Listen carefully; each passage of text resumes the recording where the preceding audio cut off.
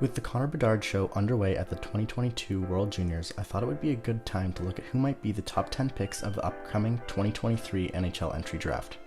I realize it's super early to do a mock draft when we are a good 50 plus days away from any regular season action, but I will probably redo this mock draft at Christmas and after next year's playoffs once I have a better idea of things.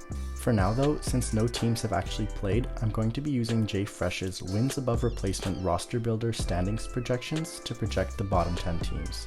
At this point, it's just best guess anyways. Going from worst to best, the teams are Arizona, Chicago, Philly, Montreal, Anaheim, Buffalo, Columbus, San Jose, Seattle, and New Jersey. Also, I'm only doing the top 10 because there's going to be some extreme movement from here until actual draft day, so I thought it would be pointless to hum and haw over who might go 16th versus 17th when they might fall out of the first round entirely by then. At number 1, to nobody's surprise, I am seeing the Arizona Coyotes pick center Connor Bedard. The Coyotes desperately need Bedard's services as a generational offensive-minded player. Bedard is projected to be the best prospect since Connor McDavid, and the Coyotes are coming off a season in which they scored the fewest goals in the league. It doesn't matter who is picking number 1 though, Connor Bedard will go first overall because at this point in the draft you always select the best player available. Bedard is coming off a season in which he put up 100 points in just 62 games for the Regina Pats in the WHL. He is also enjoying himself at the World Juniors with Team Canada, where he has 7 points in just 4 games thus far. Good for third in the tournament, where the other players are a good 3 years older than him. At number 2, the Chicago Blackhawks make the safe pick and go with right winger Matvei Michkov out of the KHL. When I say this is the safe pick, I mean in terms of talent. Michkov technically isn't the safe pick in terms of helping the team soon, because he has signed a contract that runs through 2026 with SKA St. Petersburg. This means the Blackhawks won't get access to Michkov until he's 22, but it would sure be worth it if he does come to the NHL. Michkov is also seen as generational, and we haven't seen 2 generational players in the same few years since Crosby and Ovechkin in 04 and 05.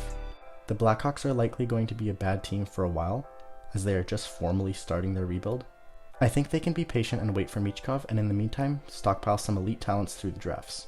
Michkov has broken Kucherov's U17 scoring record and averaged a goal per game in the MHL. Unfortunately for Michkov, Russia was banned from the World Juniors for obvious reasons, which is absolutely justified, but this has left Michkov unable to have a World Junior tournament to showcase his skill on the big stage. At number 3, we have the Philadelphia Flyers selecting centerman Adam Fantilli out of the Chicago Steel USHL organization. Fantilli has tons of speed and strength to spare and is seen as a potential top 2 pick in this draft. Bedard, Michkov, and Fantilli are the definite top 3 at this point, and lots can change, but if all the eligible players continue on their current developmental trajectories, then Fantilli will be a superstar.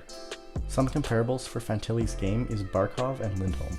Fantilli finished the season with 37 goals and 74 points in just 54 games for this deal. Look for Fantilli to make the 2023 World Junior team, where he will absolutely showcase his prolific two-way game. At this point, number 4 is where things begin to get a bit dicey. There are 3 or 4 guys that I can see going in this spot, but for now I have the Montreal Canadiens selecting Slovakian Dalibor Dvorsky.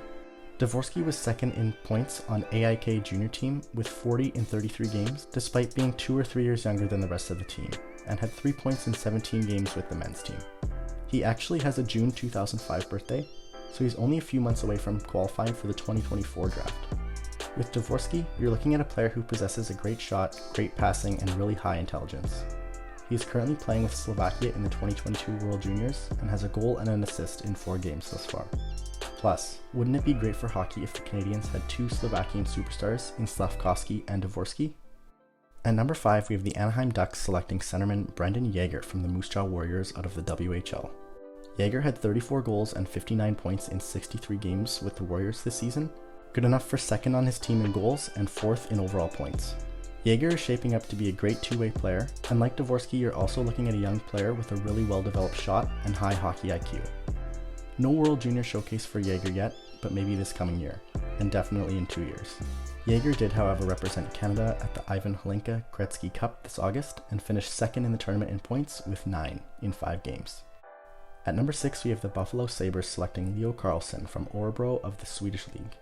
With the junior team, Carlsson put up 10 goals and 17 assists for 27 points in just 14 games, and with the men's team, he put up 3 goals and 9 points in 35 games. Carlsson is obviously highly skilled, putting up those big numbers on the junior team and being a regular on the men's team. Skating is definitely an asset for Carlsson too, especially for someone with a 6'3" frame like he has. Look for Carlson to crack his World Junior team next year or in a couple of years. At number 7, we have the Columbus Blue Jackets selecting Callum Ritchie from the Oshawa Generals of the OHL. In his first OHL season, Ritchie put up 19 goals and 45 points in 65 games for the Generals, good for 4th on the team that was stacked with 18 and 19-year-old players. Ritchie also had a very good playoff appearance where he had 7 points in 6 games. Ritchie projects to be a player that blends two-way play with high-end skill and smart decision-making. Ritchie led Canada to a gold medal at the Ivan Hlinka Gretzky Cup this August with 10 points in 5 games. At 8, we have the San Jose Sharks selecting defenseman Cameron Allen from the Guelph Storm of the OHL. Allen is the first defenseman on this list that boasts a lot of skill up front. In 65 games with the Storm, Allen put up 13 goals and 37 points from the blue line. Like any defenseman that would crack a top 10 list, skating is one of his best attributes. Allen also put up 7 points in 5 games as Team Canada's captain at the Hlinka Gretzky Cup this summer. At number 9, we have the Seattle Kraken selecting left winger Kasper Halttunen out of the Finnish league. Halttunen put up 24 goals and 38 points in 41 games with the U20 team and had 1 goal and 3 points with Team Finland at the Hlinka Gretzky Cup. Halttunen projects to be a physical, goal-scoring power forward winger, something that would definitely complement the games of either Matty Beniers or Shane Wright down the middle in Seattle. Lastly, at number 10, we have the New Jersey Devils selecting centerman Zach Benson from the Winnipeg Ice out of the WHL. Benson had 25 goals and 63 points in just 58 games with the Ice this past season. He definitely benefited from playing on a stacked team that went 53-10, but with the likes of Matthew Savoy and Connor Geekie already as centerman on the ice, that means he may not be getting all of the opportunities that he would be on a lesser team.